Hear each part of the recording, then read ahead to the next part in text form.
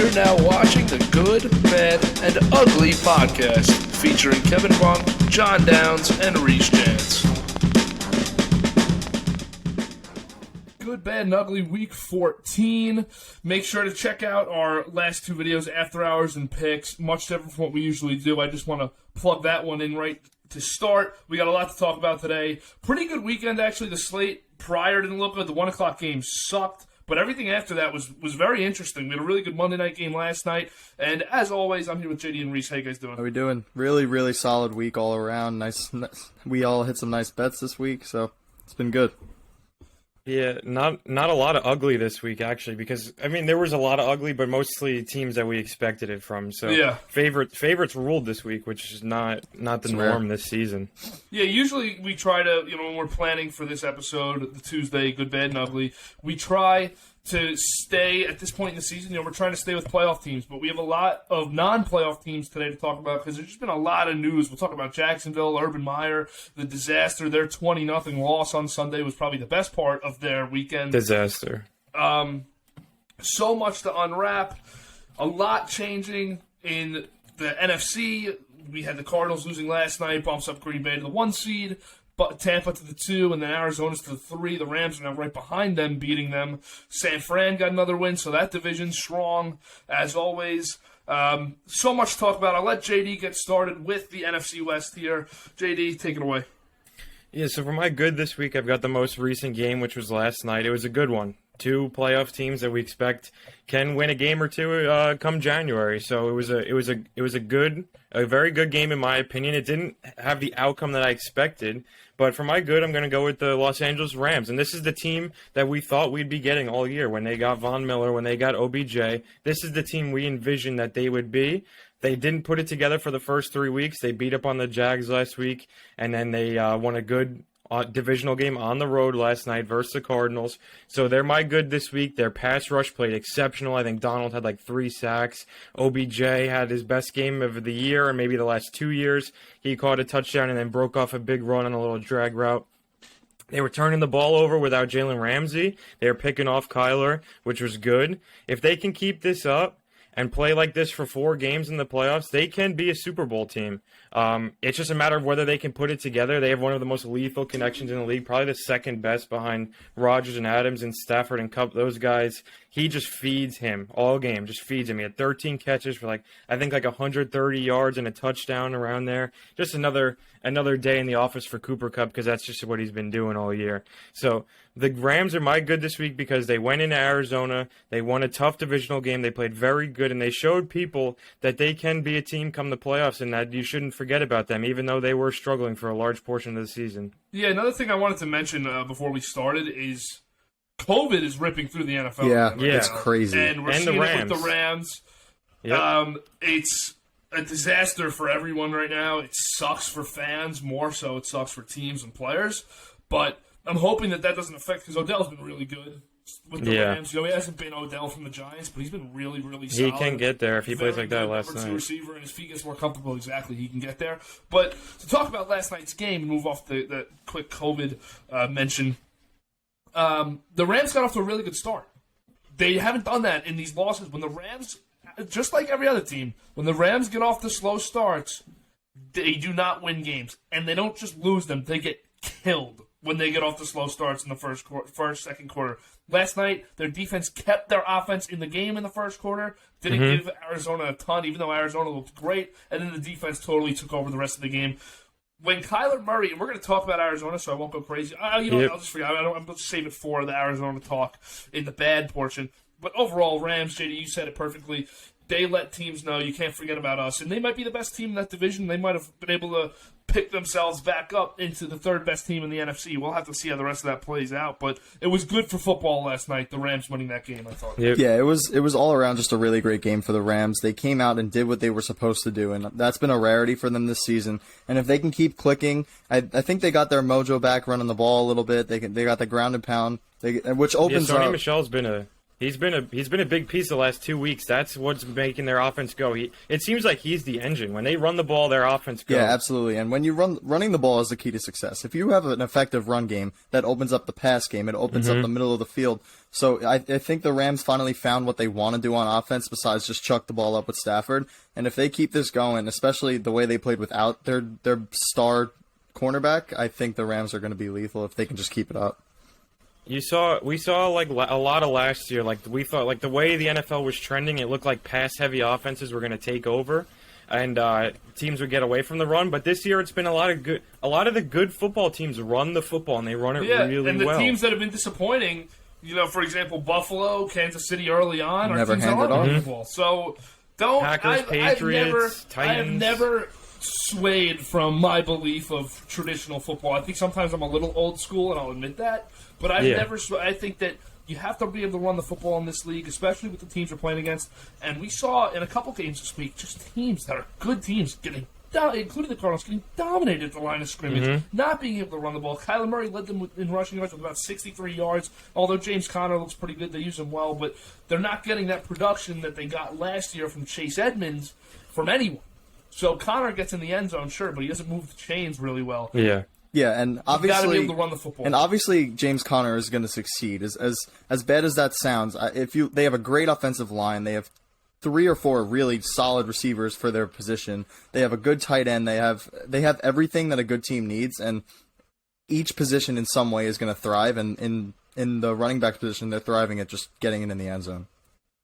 And then I want to say, I did mention Aaron Donald quickly, but I just want to reiterate how good this guy is. He is an animal. He is a force. He was dominating the Cardinals' offensive line all night. From the first play of the game, he just ragdolled whoever their right guard was right back into Kyler Murray. And then insane. He swung the course of the game. When they were down 3-0 and Arizona was on the 5, he got in Kyler Murray's face, tipped the ball, and then it was picked off, and that kind of just swung the game. Who knows what happens if Arizona goes up 10-0? Yep. Yeah, so I want to ask, to conclude this, unless you have any other statements, you guys, but to conclude this, who's more dangerous? I know we're talking about the Cardinals game, but who's more dangerous right now out of these two teams? And who would you say you're in the NFC Championship game or you're in the divisional round coming off a first round bye? If you're Tampa or Green Bay, who's the team you don't want to see come to play you in the second or third round of the playoffs? For me, and I would like to hear what JD thinks, but for me, I think the Rams are scarier. As good as the Cardinals have been, I feel like they aren't going to play any better than the way that they have to start the season.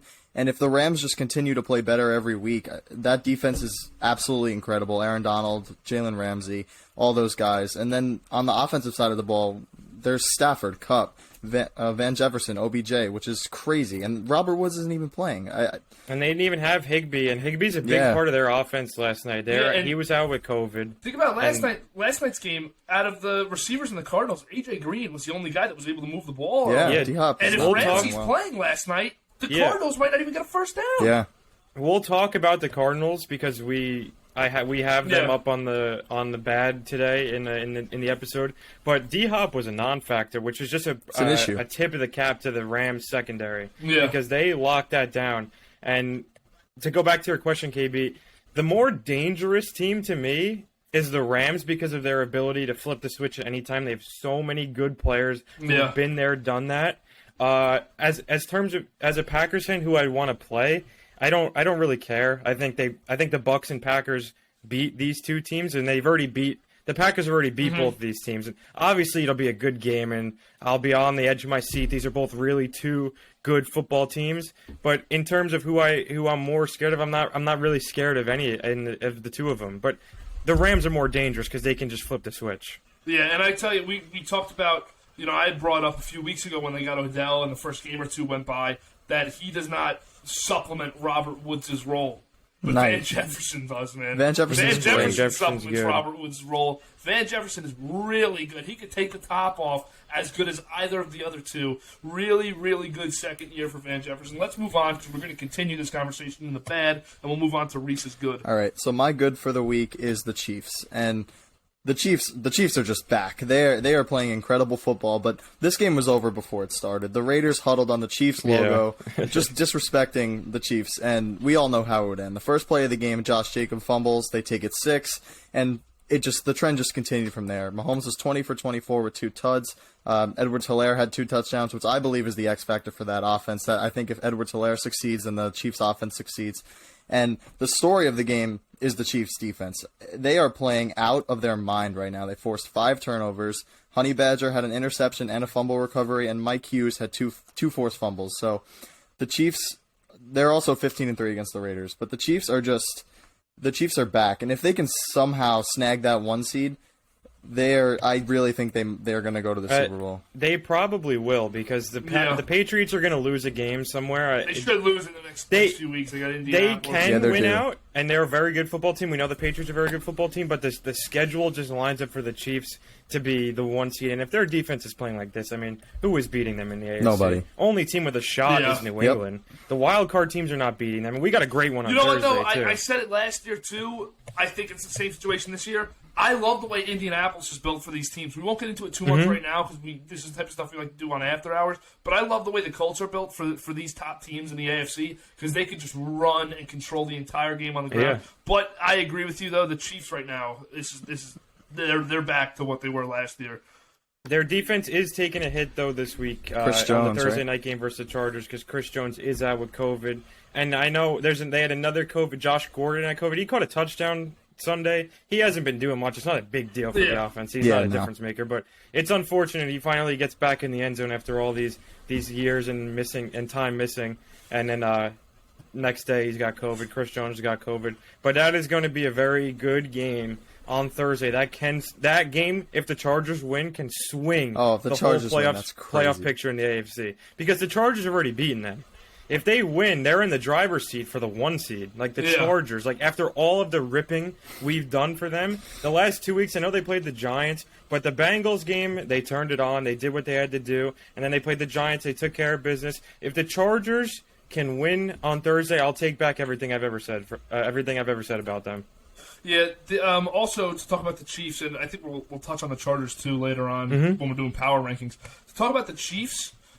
The Josh Gordon point is a great one. Not for the way you made it, but it's not, you didn't say anything wrong. But when the Chiefs are at their best, random guys are catching the football for them for touchdowns. Denard Robinson, Chris Conley when Mahomes and when Alex Smith was running that offense really well. McCole Hardman, who's definitely established himself a little more than the other guys, but still, it's not just Hill and Kelsey, which is what they were trying to do when they were struggling this year. Guys like Byron Pringle find the end zone. I mean, it's just anyone finds the end zone when the Chiefs are playing really good. So that's what's really encouraging to me. We're going to talk about the terrible display on the other side of the football, too. I have the Raiders in my bag, which is kind of a double up on the Ugliest this week for me this week. But overall, I love watching the Chiefs, man. I think that they're going to run through this AFC again, but not as easy as it should be as it was for the last 3 seasons. Yeah. I just can't. I cannot wait for the playoffs this year because there's so much and not even just the playoffs. The final stretch of the season, the AFC playoff picture is just pure chaos. In the NFC, we know that the 7th seed is not going to win a playoff game. Whoever gets in, they'll have a chance. Maybe they can pull off an upset. They're not going far. But the AFC is just there's 3 teams above 500 that aren't in a playoff spot. Yeah, it's crazy. And there's about 7 teams below 500 in the NFC that are tied for a playoff spot. Yep. But another division that we're going to talk about, but I just want to say quick, the AFC North, does anyone want to win it? It's crazy. It's absurd. Every week there's been times this year where it's, when Pittsburgh got to 5 or 6 wins, it was like, they're coming back right now for this division. Now they're stuck at 6 wins. Cleveland gets a win over Baltimore this weekend to put their name back in. Cincinnati lost this weekend, but they're 1 back of Baltimore. This is really an awesome stretch of the season that we're entering for these last 4 weeks. It sucks that there's 4 weeks left, but it's bittersweet because we're about to get the best. It's the best run of sports in the year. Is the next 8 Without a doubt. I just hope COVID doesn't destroy it, man. It's creeping. We cannot have. The stars, It is. we need all the stars in for this final It is push. creeping. The playoffs, we cannot have star players missing these playoff games because of COVID. It's just unfortunate. That's how it is. That's how the rules are. And I don't disagree. I don't agree necessarily either.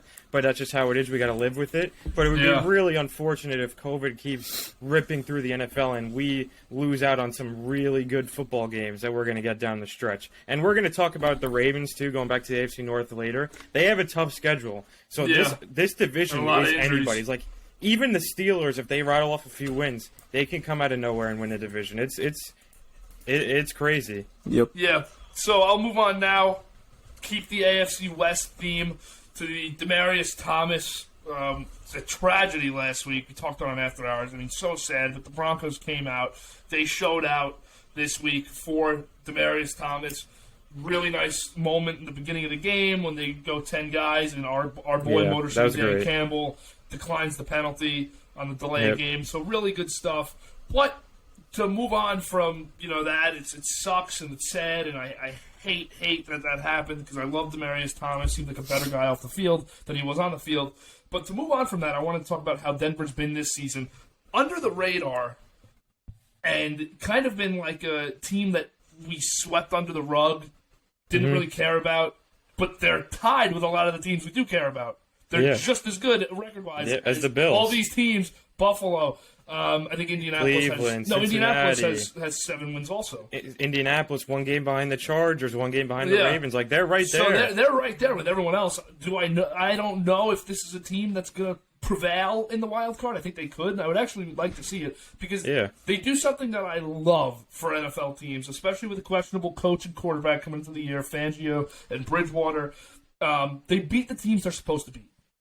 This year they've beat, for 5 of their wins, the Lions, Washington, Jacksonville, Jets, Giants. Handle all of them, too. So they know they don't take any games lightly, they prepare really well, and they lose a lot of close games, too, in the division. They lost a close one to the Raiders. Outside of the division, they lost a close one to the Eagles. They've also beat, this year, the Chargers in Denver and Dallas in Dallas. So this is a team that is actually really as solid as teams that aren't great come in the NFL. Really good defense on days that they're healthy, and especially at home.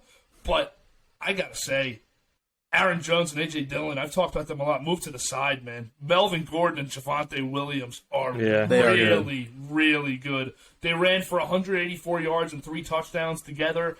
You can split every down with them. You're getting the same thing on the ground. Williams, a slightly better pass catcher. They took him with the 34th and 35th pick this year, and he has not disappointed at all.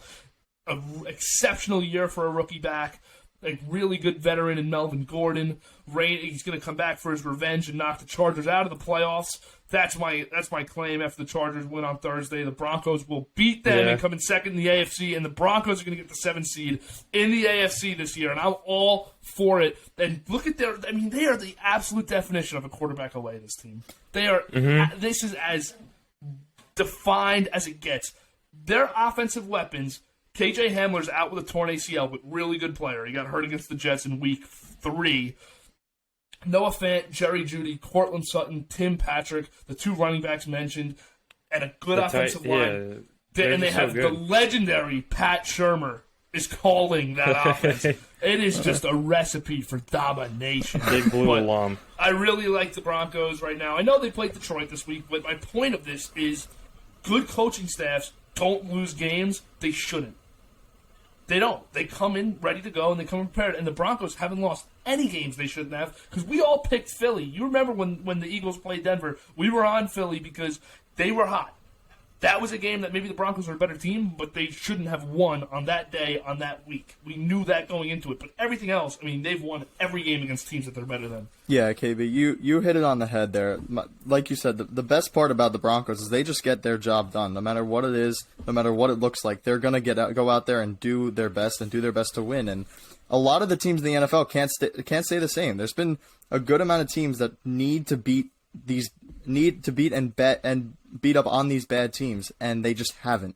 And the Broncos go in there, get the job done, and when you can come out and beat a good team too on top of that and just start clicking, then you never know what happens in the NFL. So the Broncos are literally only a quarterback away. So if they can if they can somehow sign someone, trade for someone like Rodgers, they're contenders.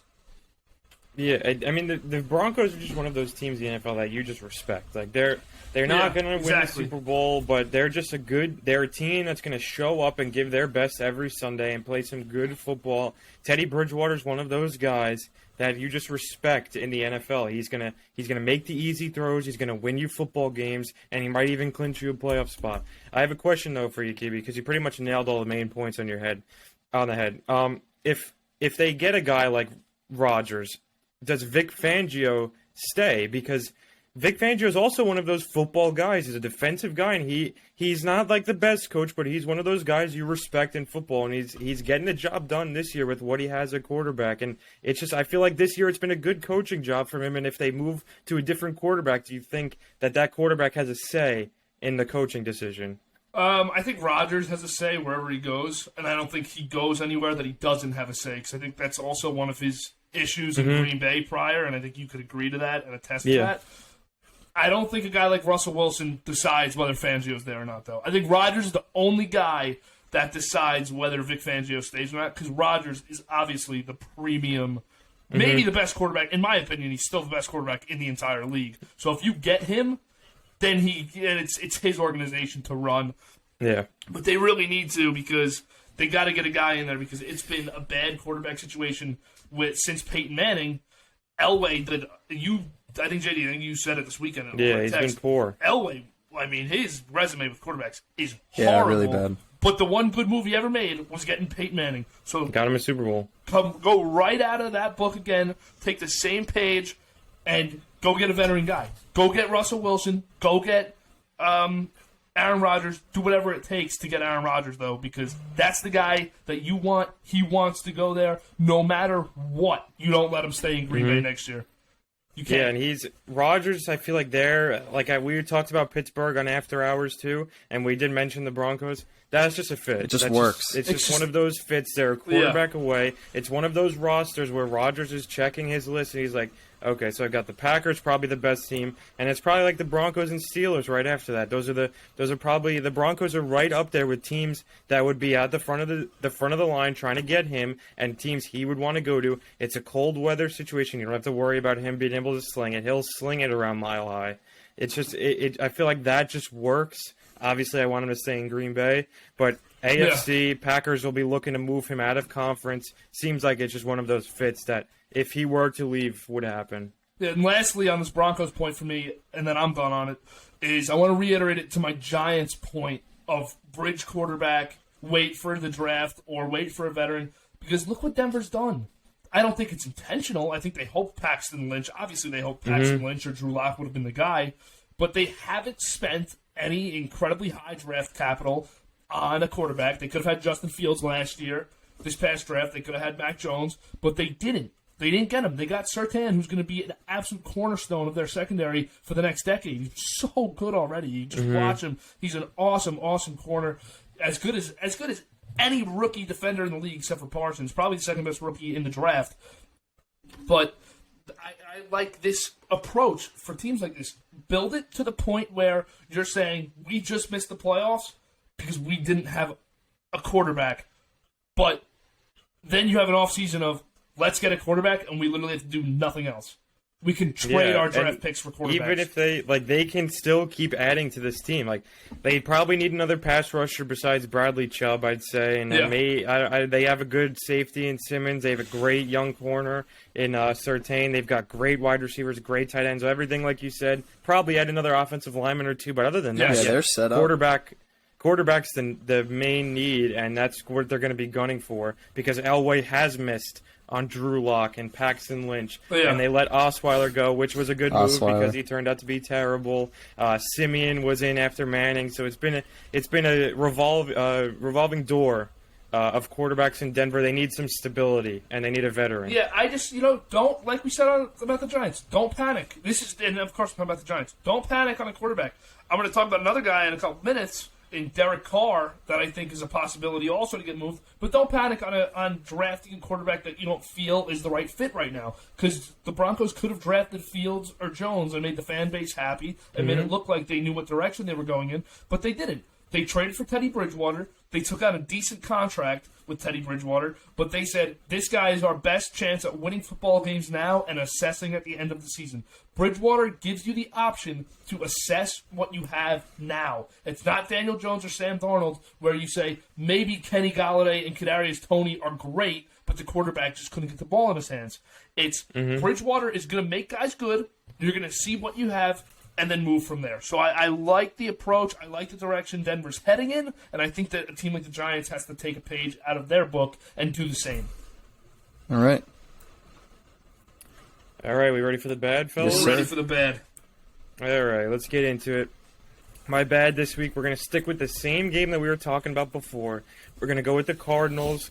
Mainly, I don't like to do this because usually we'll just hit on the Cardinals while we're talking about the Rams, but there wasn't a whole lot of really bad, really ugly performances this week, and the Cardinals were one of them, so we're going to talk about it. Kyler, he threw for like 390 yards, but he had 2 costly picks.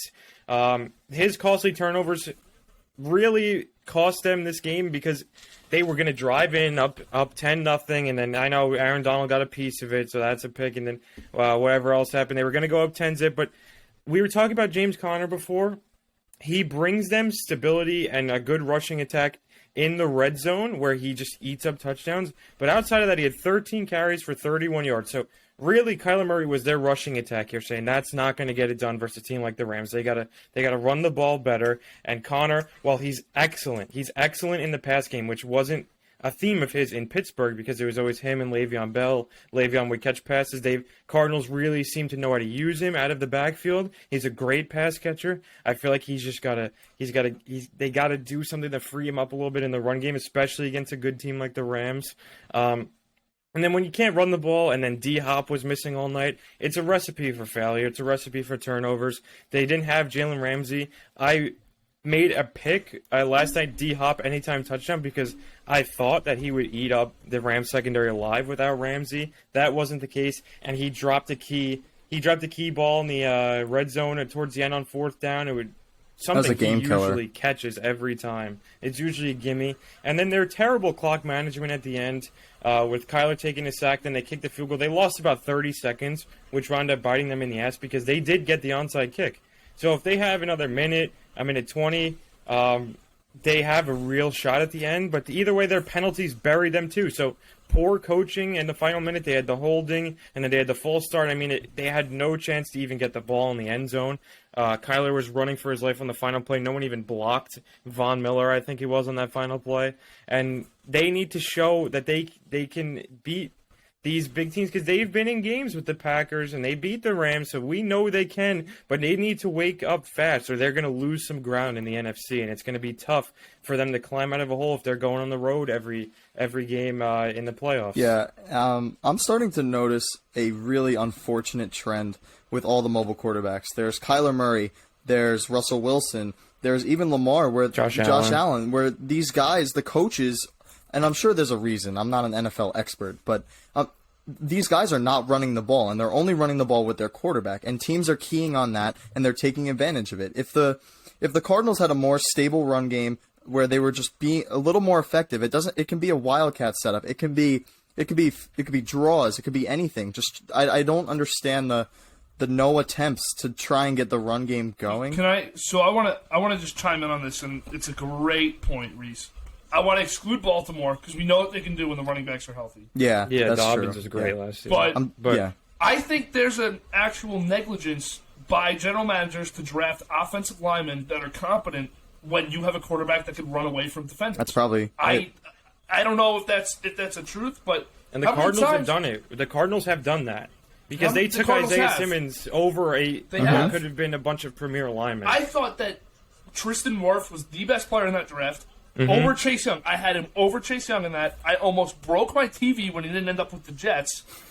And I thought he was a lock to the Cardinals. And it took Isaiah Simmons. I think that there is a serious neglect to take. It's like, oh, you know what? We can improve our defense, and Kyler will be able to, hold his own without an offensive line. I think there's something to that. I don't know for sure. But even Buffalo doesn't turn to the draft for offensive linemen. They turn to the free agency. when they can get a bargain on a lineman. Guys like Mitch Morse to play center, they try to bargain for linemen for Josh Allen. I don't think that it works. The Ravens do a good job of building an offensive line and a running game. This year they haven't just because of their injuries. I mean, the worst injury luck I've ever seen in my life for a single season. But, Reese, it's a great point. There's no run game for these guys that are the mobile quarterbacks. Yeah, even Russell Wilson doesn't have it either. The Seahawks don't even try to run the ball. Then again, Carson's been hurt. But still, it's just an issue. Rashad Penny ran the ball well, and I think the Seahawks should see what they have in him the rest of the season because they spent a first-round pick on him, which is – the Seahawks cannot draft. Yeah, no. But let's get back to the Cardinals. The first two drives, they went up 3-zip, and then they got the ball back. They stopped the Rams. They got the ball back again. Those drives were great. Like, they were moving the ball. They were getting it to James Conner out of the backfield. They were getting it to Rondell Moore in the screen game. They were doing these short, little, easy completions, marching right down the field. And then as soon as they threw that pick and went down in this game, they got away from it all, and Kyler was running for his life the rest of the game, which is a recipe for disaster against a great pass rush like the Rams, like the Bucs. Even the Packers this year have had a great pass rush. Yeah, and this is probably the best rush that Kyler's been faced with. And he missed a couple key throws. He missed A.J. Green wide open in the end zone. Just threw it out of bounds. Those are plays you got to make on a team against the Rams that's playing well. And if they're not going to do that, that's why they landed in the bad this week. And we're gonna see the Cardinals again against another good pass rush because they do play Dallas, and Dallas has one of the two highest rated pass rushers in the league this year in Micah Parsons. And surprisingly, I didn't even know how good Randy Gregory has been. He's been insane. Like, these two guys are top two in like pressures and QB hurries. Like, these two guys are getting after the quarterback, and it's just amazing to think that Parsons wasn't even listed as an outside linebacker to start the year. Yeah, Parsons is superstar. So we'll see the Cardinals. We'll see the Cardinals again, and I think it's in Dallas face another good NFC team that they may have to play come January. And I just want to point this out. KB said that Micah Parsons was going to be a superstar for I think our first episode we've ever done, and ever since then, it might have been the only person you didn't jinx, KB. Stafford's starting to turn around. That's true for me. Yeah, but T.J. Watt too has been. T.J. Watt too. You didn't mush him either. I think Vrabel's my coach of the year. They're trending in the wrong direction. Yeah. Who else did I pick? I don't even know. Najee. Yeah, it was Najee. He's still been really good. He's but anyways, good. Cardinals. Kyler Murray. I forgot my point for a second. Kyler Murray. I don't know if you guys noticed it. When they contain him in the pocket, he's really not that good. Yeah, I know. He's missing. There was a lot of throws, like, I was texting, like, just in our group chat about it. Like, there was a lot of throws that Kyler was missing in the beginning of the game that I was like, yeah. Oh, because when you saw, the Rams' pass rush was actually at their best when they didn't. Obviously, when Aaron Donald gets through, it's just a dominant display. Yeah. But when Donald's not getting through, it's when Von Miller's bouncing off the left tackle and sitting out there showing Kyler Murray, you can't go anywhere, you have to throw. And I mean, and I forget who's on the other side of the line. I'm totally drawing a blank. He's so good too. I have no idea. Next to Donald. Oh damn. Allen? No. He's so 94, good. right? I think I know it. Yes, Floyd. Leonard Floyd? Is it Leonard Floyd? Yeah, Leonard okay, Floyd. okay. Yeah. Leonard Floyd. So the two of them did such a good job of playing contain last night. They bounce off the tackle and just sit there, let Kyler Murray know you're not going anywhere. And he missed throws. He missed a lot of deep out routes yesterday. And it was just, I don't know. I was shocked at watching it. And then I'm going through a couple of his, past tapes, and he's really not that good when he's set in the pocket. His lower body's not great. I don't know what else it is. He's kind of short arms a lot of throws, it looks like. Yeah. But overall, I mean, you keep Kyler Murray in the pocket, he's not the MVP candidate that he's been all year. Yep.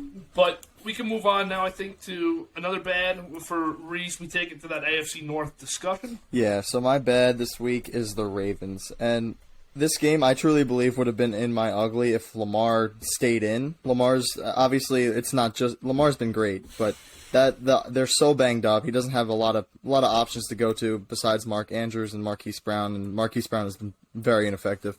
But the Browns were up 24-0, and they let Huntley and the Ravens just sneak back into this game. Huntley went 27 for 38 with 270 and a touchdown. The Ravens did actually a very good job on defense taking away Nick Chubb and making Mayfield throw the ball, which was I'm sure exactly their game plan, but the Browns came out hot. Mayfield was completing his throws, and the Browns just looked like the more prepared team.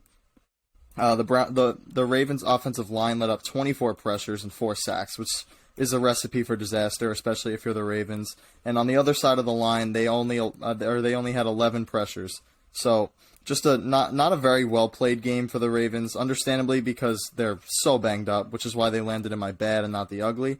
And I just wanted to say that Myles Garrett is another guy. He's my defensive player of the year. That fumble six that won them the game. It's crazy. Myles Garrett's incredible. I think, Reese, in a normal week where there's a lot of favorites who might lose and be in the bad and ugly, that the Ravens in this game, since considering they came all the way back, wouldn't be in the bad.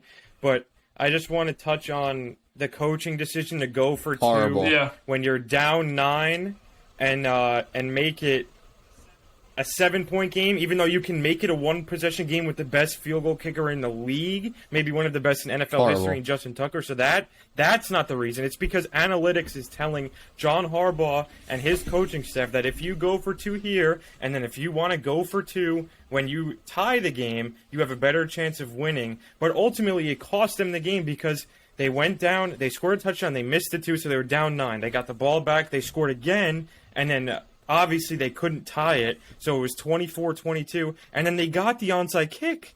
So it could have been tied, and they could have went to overtime. They missed a lot of opportunities in this game, and they played pretty much a bad one of the worst first halves they've had this year, and one of the first halves by any team this year. They lost Lamar. They had to adjust. The Browns went up big. I thought this was going to be a rout. The Ravens wound up coming all the way back, but in the end, the coaching decisions, in my opinion, is what lands them in the bad this week, because they could have won this game after being down that much.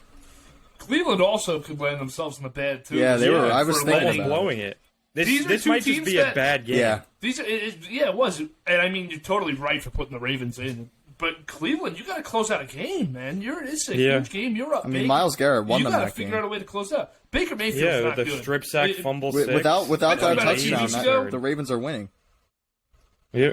I talked about it a few weeks ago, and I'll touch on it even more next. I think Derek Carr's the quarterback for the Browns next year. I think he gets moved there. I think it's a really good fit. I like He's that. Much better than Mayfield. We'll see a preview this weekend because it is Raiders at Browns on Saturday. Yeah, so I mean, Carr lights it up. They see what they like. Stefanski's gonna be licking shots. Browns man. will be depleted though because they had like COVID. 8 guys go on with COVID today. They had So Landry, Wills, annoying, Wyatt Teller, who's been a backbone for that offensive line. Austin Hooper, who hasn't done much, but he's still a playmaker on offense.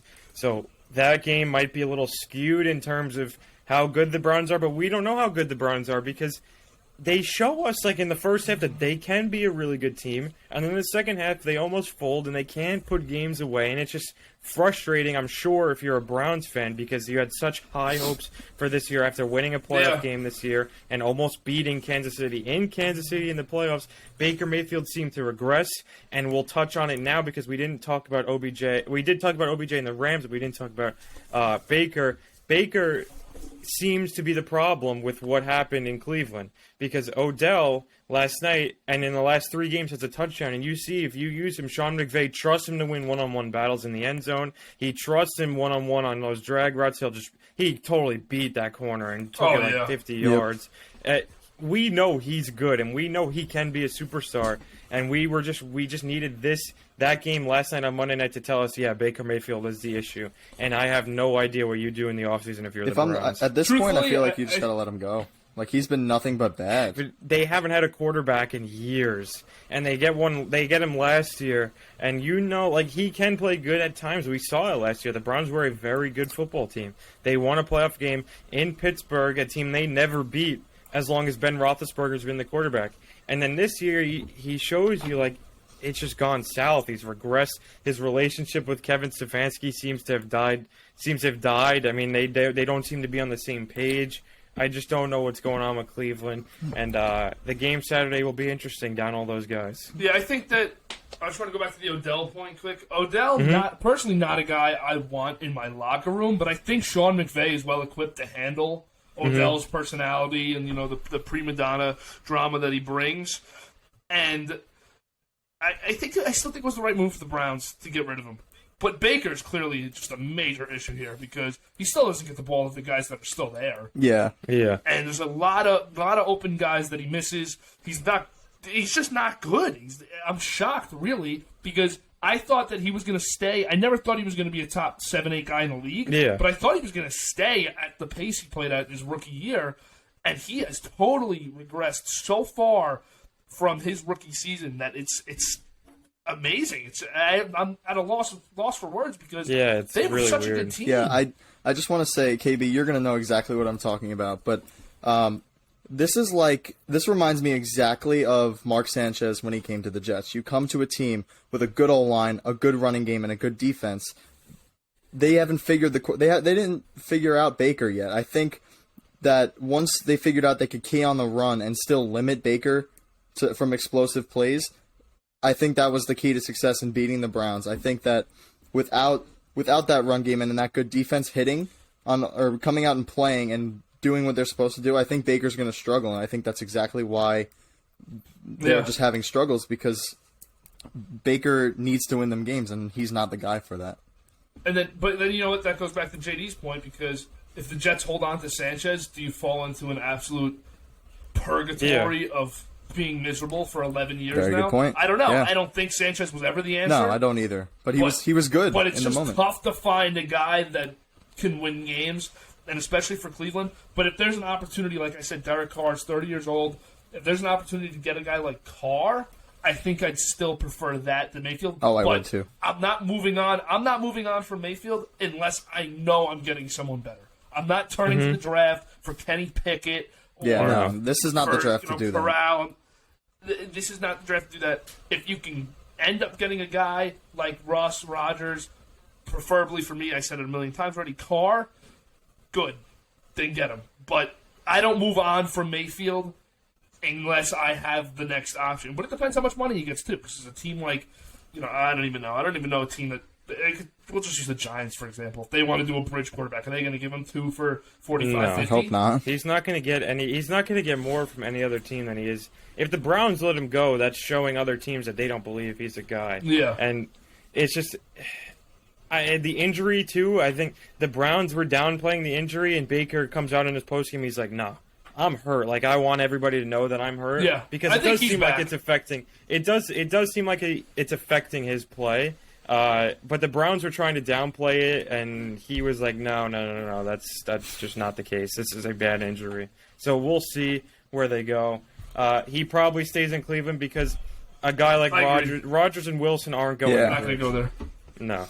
But So let's we'll move see. on to their opponent for this week. I have the Raiders in my bad. The Raiders more so in my bad for just the state of their organization right now over their actual game, even though their game was absolutely abysmal. They lost 48-9 to Kansas City, who Gruden always put up a really tight game with. Kansas City. And, Rich Bisaccia, you had a valiant effort, my friend. He's lost. Yeah. Valiant effort. Staten he's Island lost the native. locker room. Staten Island native. We love you. You had a good run. Represent the Hey. state of New York.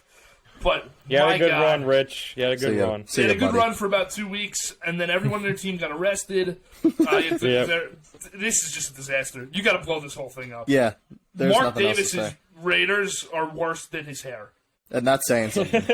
This is the biggest fall from grace. This is like if George Steinbrenner sold the team to Jeff Wilpon. It's his from Al Davis to Mark Davis. It's what a disaster.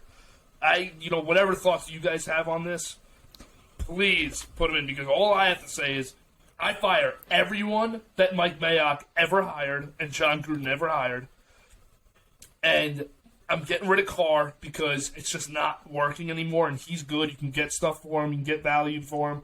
But you got rid of 2 cornerstones. Amari Cooper and Khalil Mack, they got rid of when Gruden came in. Gruden, 10-year deal. He can do whatever he wants for the next 10 years. You knew the first 3 or 4 were going to be pretty miserable.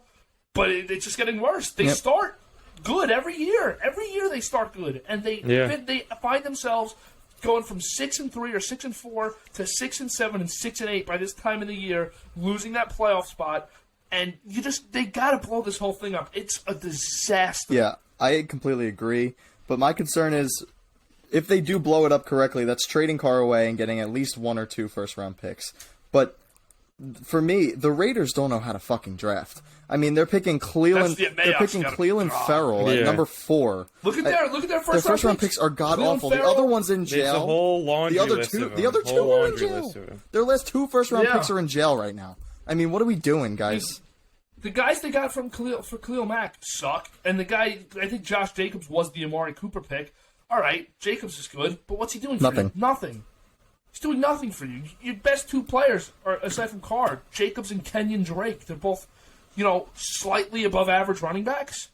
Yeah, it's just an issue. Oh, Hunter Renfrow is really good. Yeah, he is by very the way. good. Hunter Renfrow is very good. He and Darren Waller too. I forgot about him.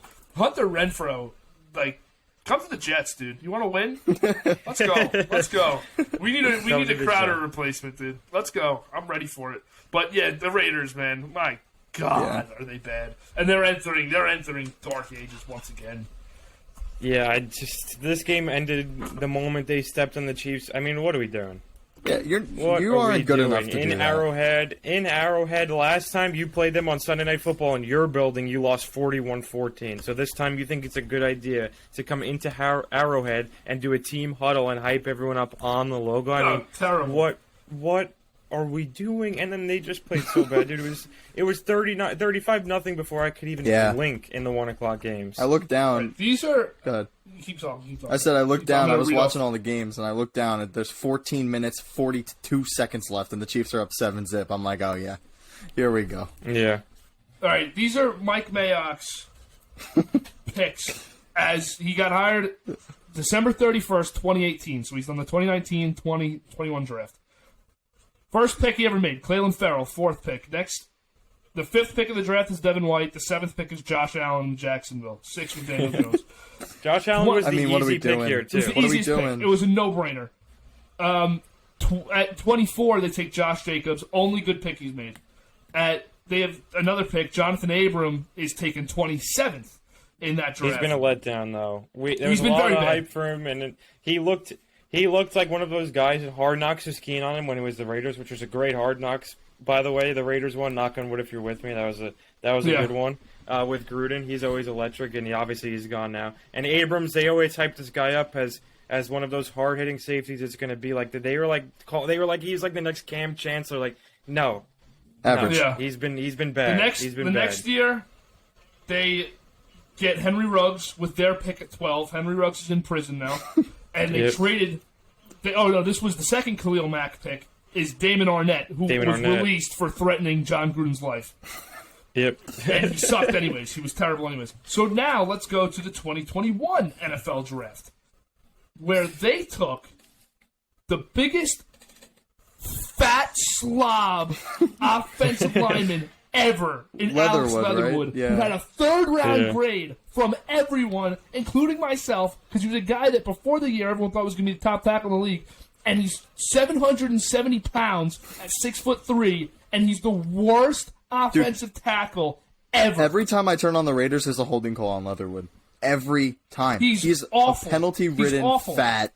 It's another Mayock reach. He thinks he's the greatest GM of all time. You stink, He buddy. really does. You stink. He does. It's just terrible. Mayock he should go back to NFL Network and do his mock drafts. Yeah, go do your mock drafts. Sucked.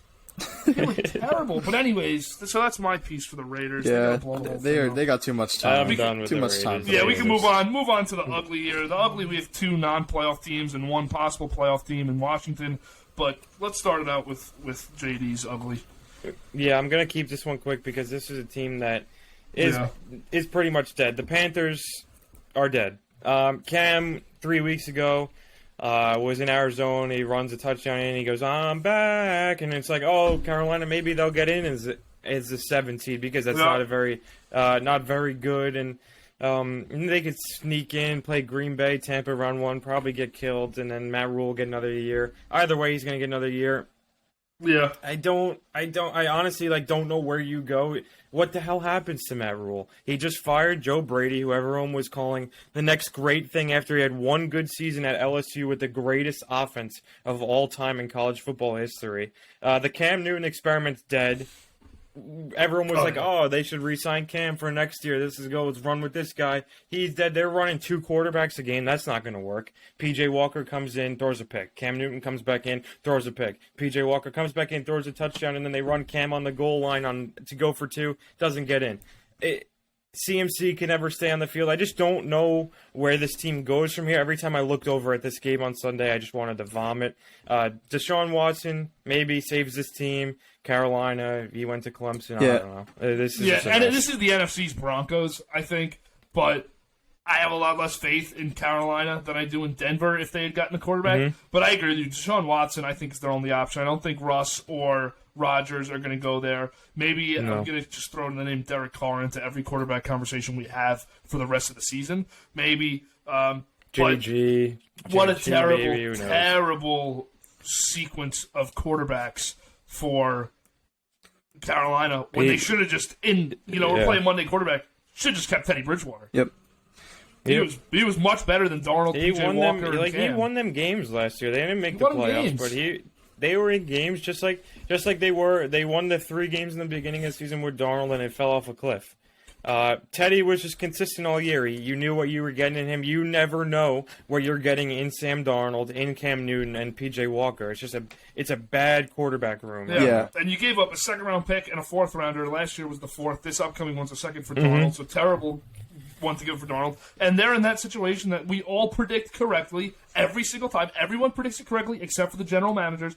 You don't give a running back $16 million because I don't even see Christian McCaffrey on the field anymore on Sunday. Nope. So this is your best player. He's taking up the biggest chunk of your payroll, and he's never playing. So you got to stop paying these running backs and drafting them high. This is a great example of Dave Gettleman, his final pick in Carolina, his first pick with the Giants were gold jacket running backs who were touched by the hand of God. They stink. They don't even play. Yeah. It's just rough down there. Yeah, I don't have really much to say about the Panthers. It's the quarterback mistakes. If they have a guy like Teddy Bridgewater, letting Teddy Bridgewater was the number 1 mistake. Trading for Darnold was the number 2. Number 3, I don't want to say Cam.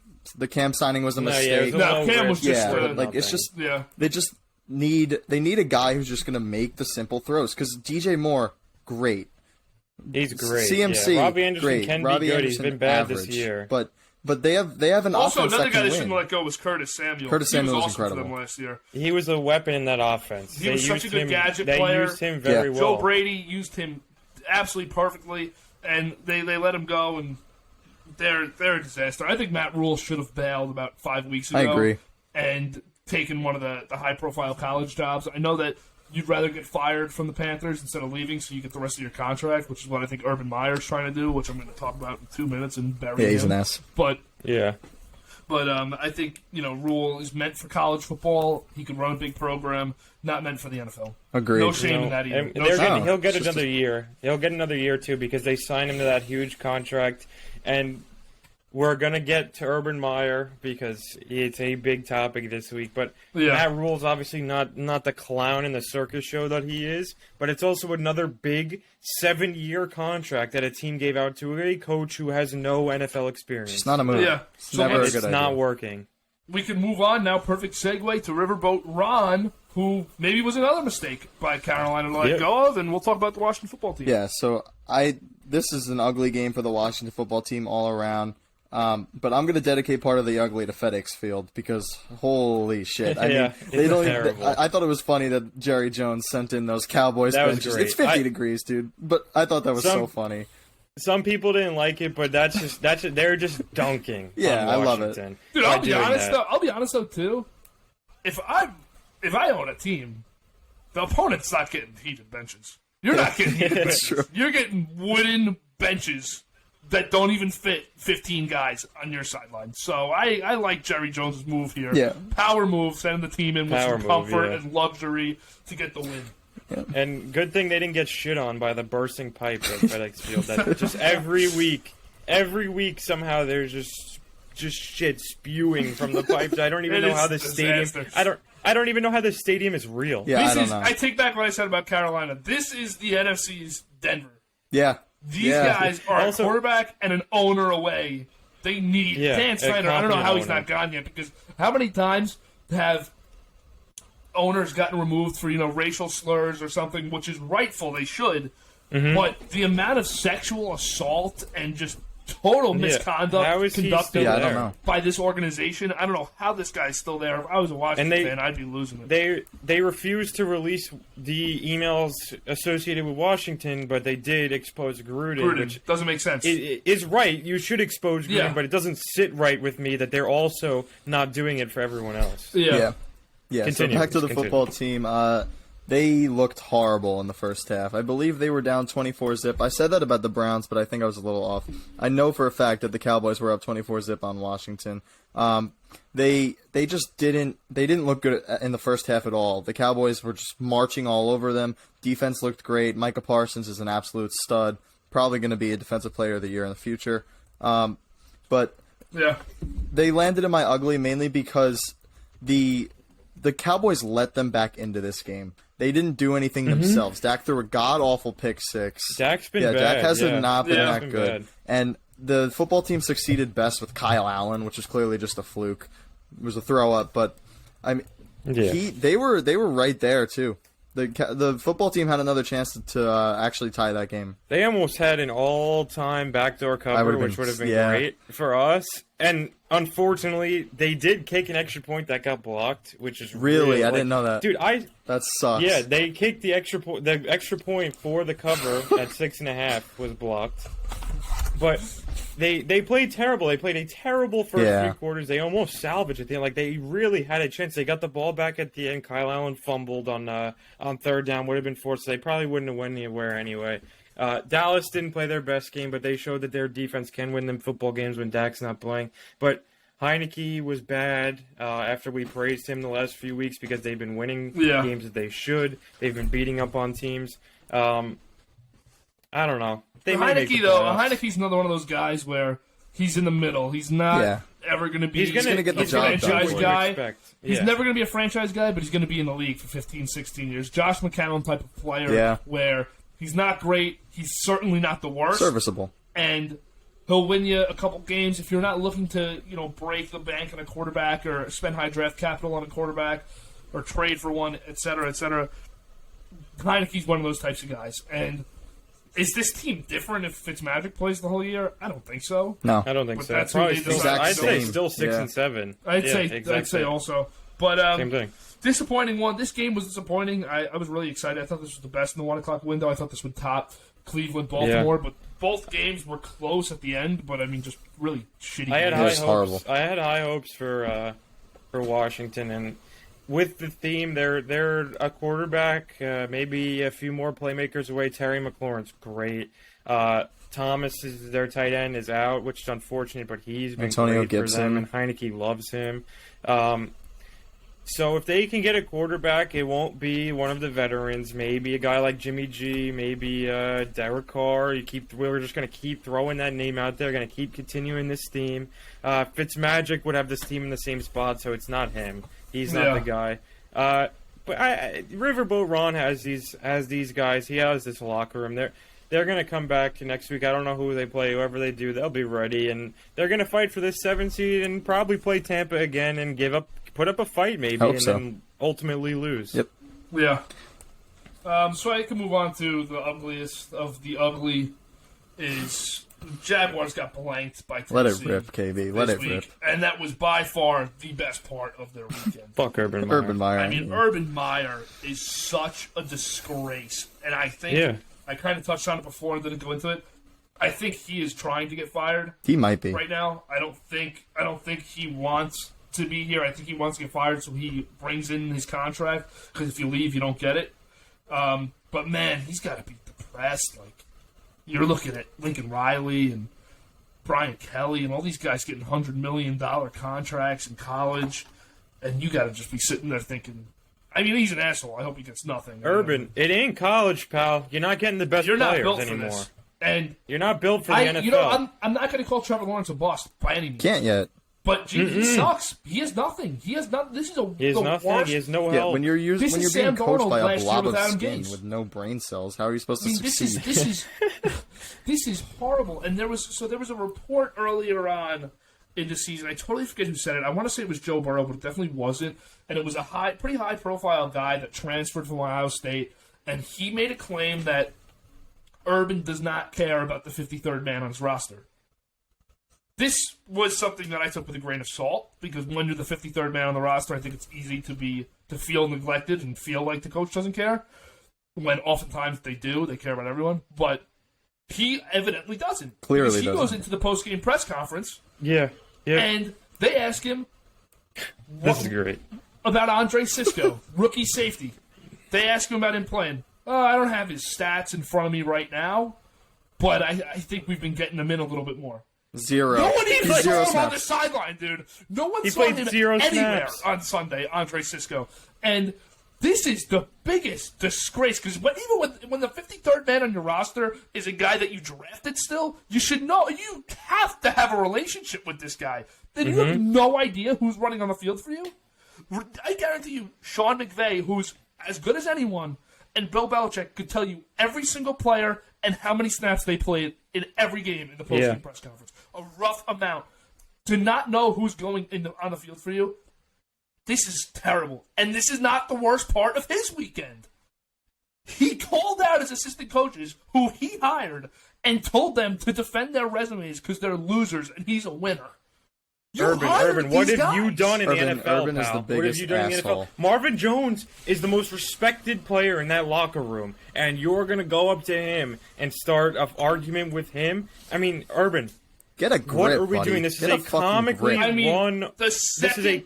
he got hired, it was It was a mistake. It was not Everyone even- knew Yeah. it, besides the And Jaguars. I feel bad for Trevor Lawrence. How, like, everybody knew this was coming. Like, this is a comically run team and organization that's sinking the development of their young players. They have no help. Trevor Lawrence is hung out to dry. This was the worst possible place and coach for May him I say, to go all to. respect to Trevor Lawrence. That man has kept quiet. I don't know how. Yeah, I would lose my he's fucking quiet. He mind. just puts his head down. But so now you're hearing, it all starts last week with the James Robinson thing. Well, it all starts 10 weeks ago when he's hooking up with girls instead of getting on the team playing. Yeah, instead of getting on the team playing. Yeah. But for this week's Urban Meyer, it's like chapters of a book each week with this guy of the terrible tragedy.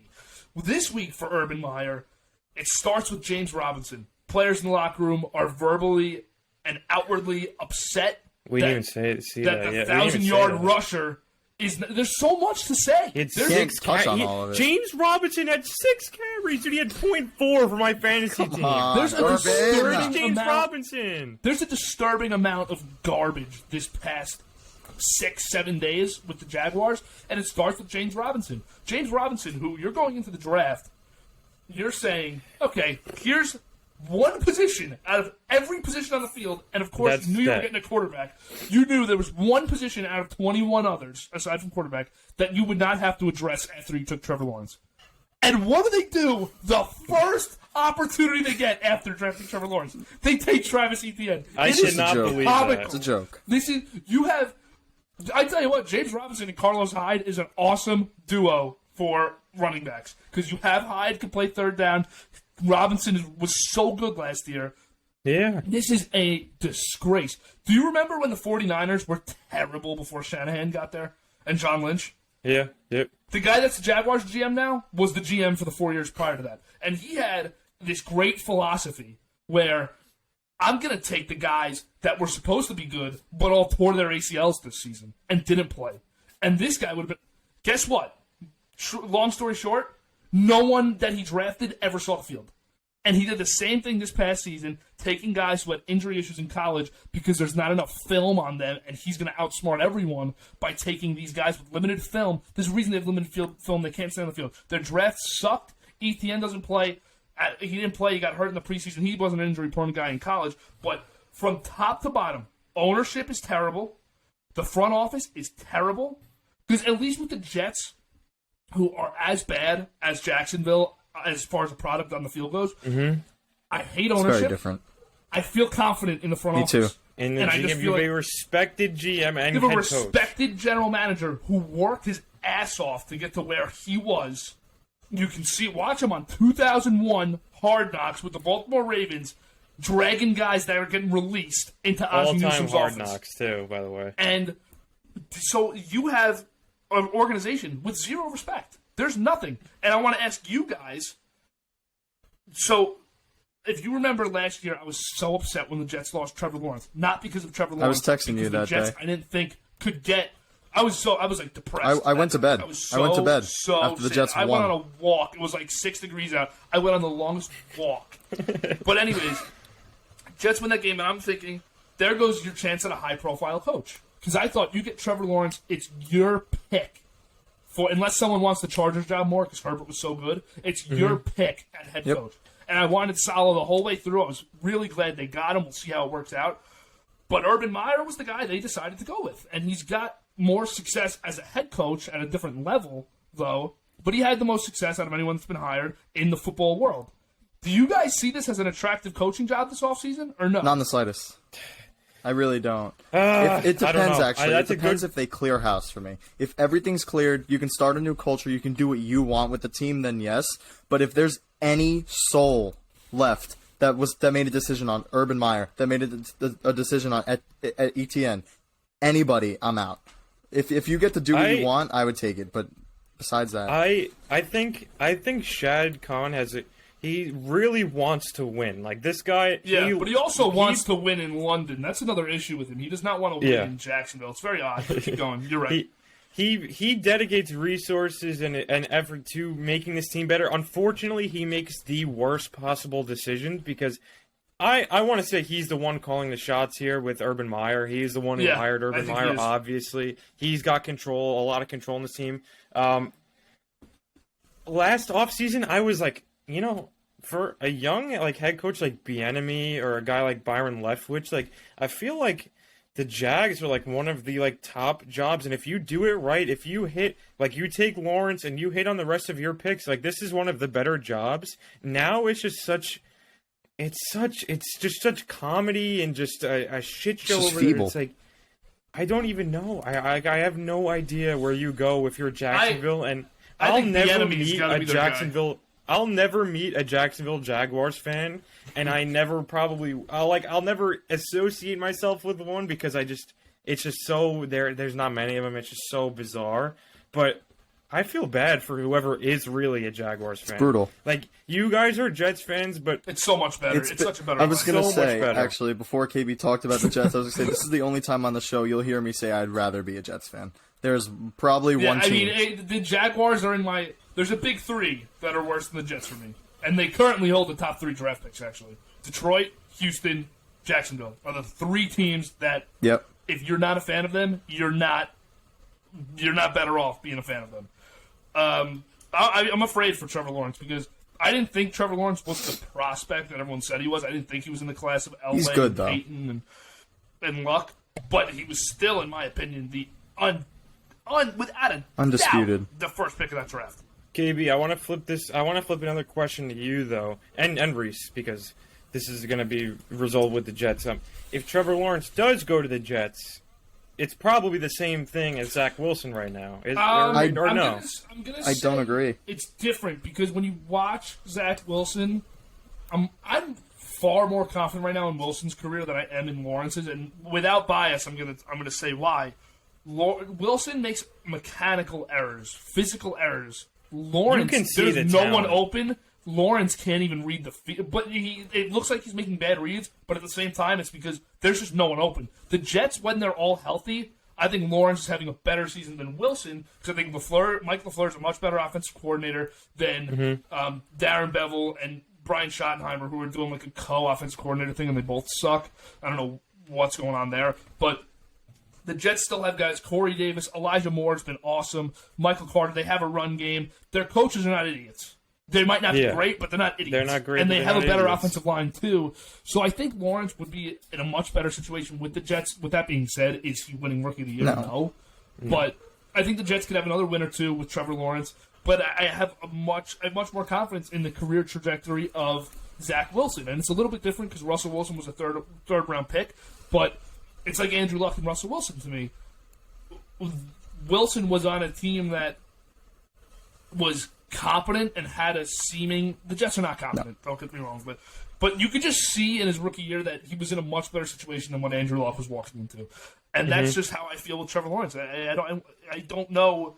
You can't get out of your rookie contract. You're not requesting a trade and forcing your way out. No, for Trevor Lawrence is here, and he is a trooper for sticking through this without making any I don't hear anything from him, and obviously he does his press conferences every Wednesday, like some quarterbacks do. They always do press conferences every week after the game, so he is speaking. He never says anything controversial. He always says the right things, and you have to feel for the kid because he had such a good college career and he had such promise in the NFL, and then you get taken by an organization like the Jaguars, and it just falls apart. Now, it's year one. It's his rookie year. Plenty of time. Your career is not made this year. And everybody watching the Jaguars knows that you have no help right now. So you just got to buckle down, finish out the year. Hopefully you get some help in the offseason. Hopefully you get the right guys in there, get some talent. You get your guy ETN, even though that was a terrible pick, and then try to improve a little bit next year and get better each year. And I just want to, 2 final points. I just want to talk about Lawrence's season so far statistically. 9 touchdowns, 14 interceptions, and he hasn't thrown more than he has 1 touchdown in the last 6 weeks. This is as bad as it gets. They have no passing attack. It only goes up for him. No passing attack. The worst part is they have wide receivers. They have DJ Chark. They have Laviska Shenault. They have Marvin Jones, who's a very respected wide receiver. And those guys were all putting up. Those guys were all putting up numbers last year where Gardner Minshew was feeding them the ball. So it's just like Urban Meyer, just the coaching staff, they're all turning on each other. It's all falling apart. He makes Doug Marrone look like Belichick. Yeah, dude, Doug Marrone. The Jaguars had 1 good year, but Doug Marrone was at the head of that because that was a great defense. The whole time. Yeah. Seemed respectable the whole time. But also, my other point, I just want to go back to Shad Khan, the owner. He's reminds me of Woody Johnson, who's the owner of the Jets, in a way where great businessman, lot of money, not a football guy. Not a football guy. He just doesn't have the. He just doesn't have the knowledge like some other owners. He's got the money. Have the understanding. He's got the resources. Doesn't have the understanding. David Tepper in Carolina, new owner. I really like what he's done, and he's similar to Steve Cohen in the way where he's a football fan, Cohen's a baseball fan, and he pushes the resources and he pushes the front office and encourages them to make big moves, but he doesn't actually try to make them himself. Like Dan Snyder does and like Khan does. And so I think that there's a big difference between encouraging and kind of forcing the front office's hand, like Cohen did at the trade deadline, saying, go get Javi Baez, don't stand pat. Or, with Carolina, it's like, try to go get Deshaun Watson. Go get Sam Darnold if it's nothing else. Just try to make a move for a quarterback so we're not sitting here with Teddy Bridgewater, which I think was what they should have done. But his thinking is, we're trying to figure out the solution as we go. Each year we're trying to figure something out until something works.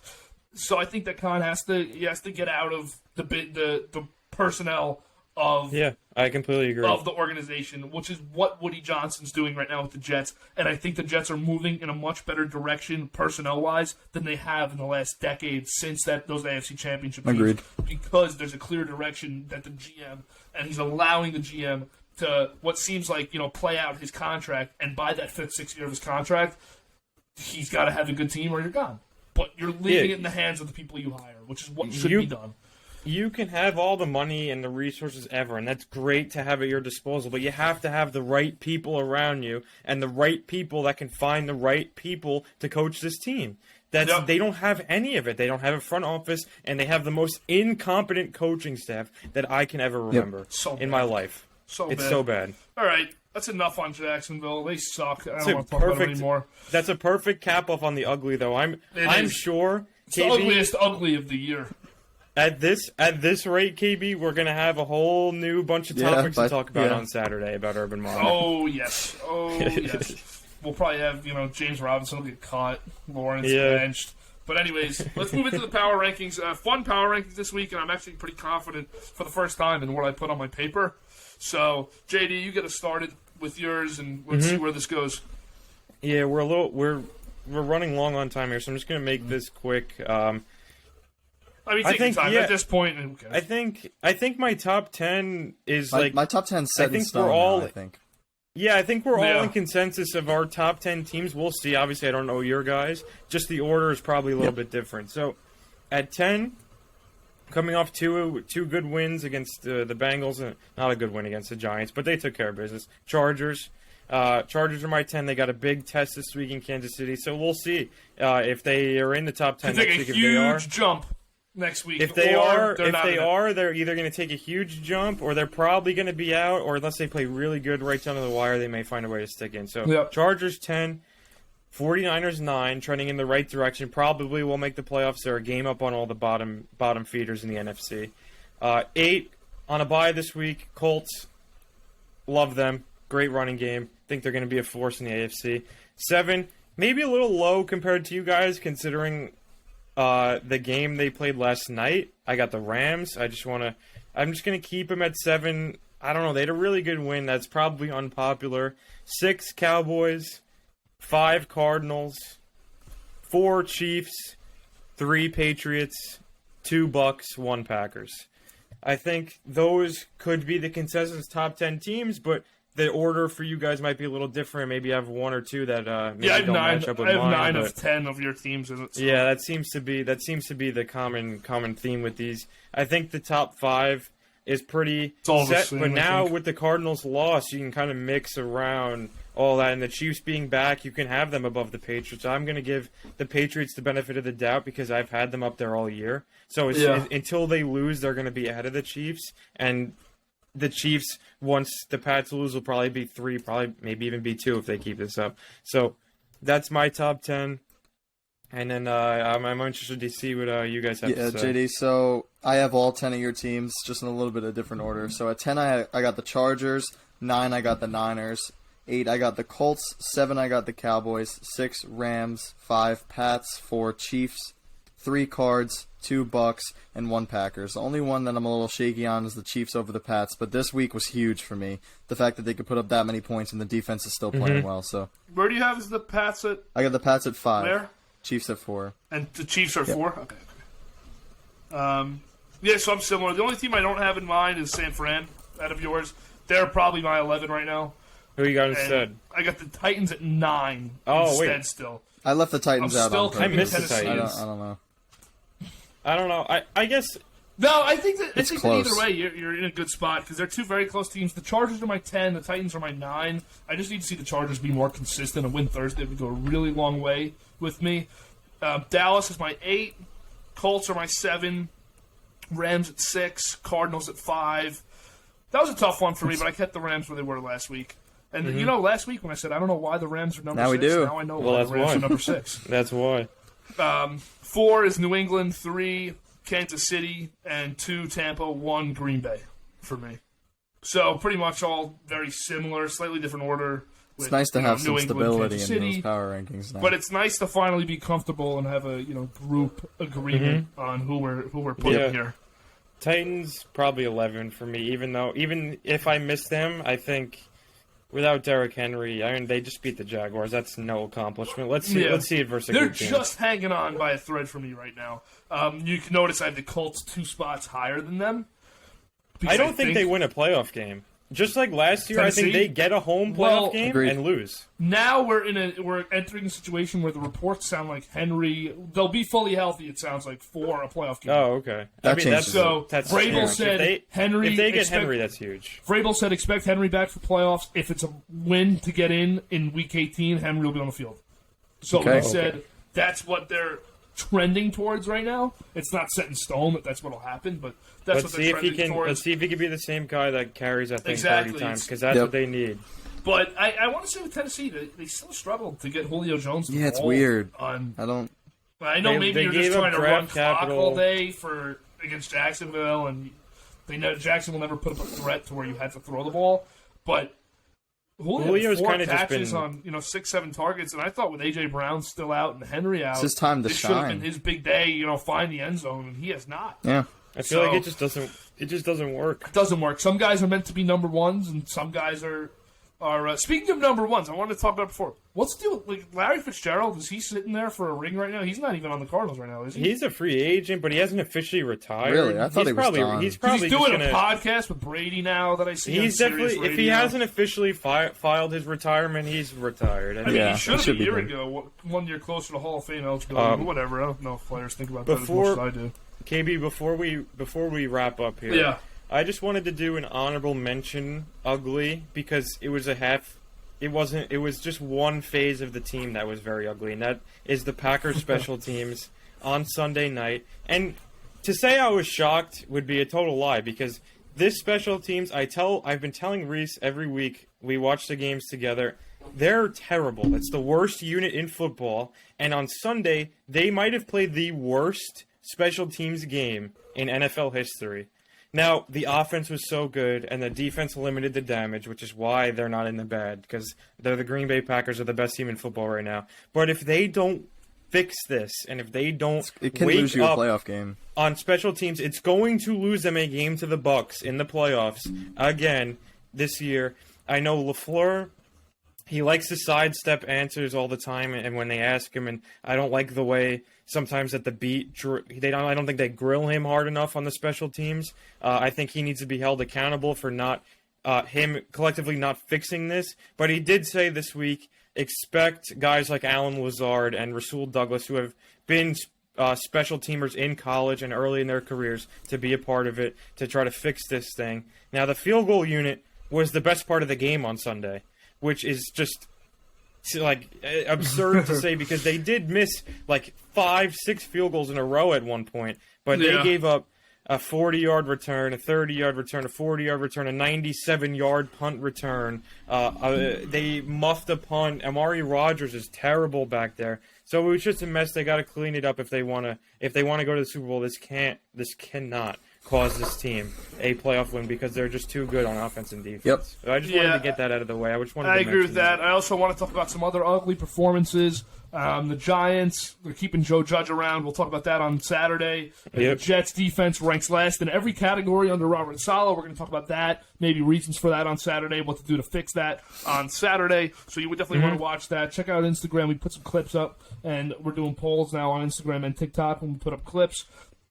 So you want to look at all that, and very interactive, very enjoyable to do. We love seeing what you guys think. What's the consensus for the public on certain situations? So we just recently did one on the Giants quarterback situation. And then Thursday, of course, we have the Pick'em Lock It In show.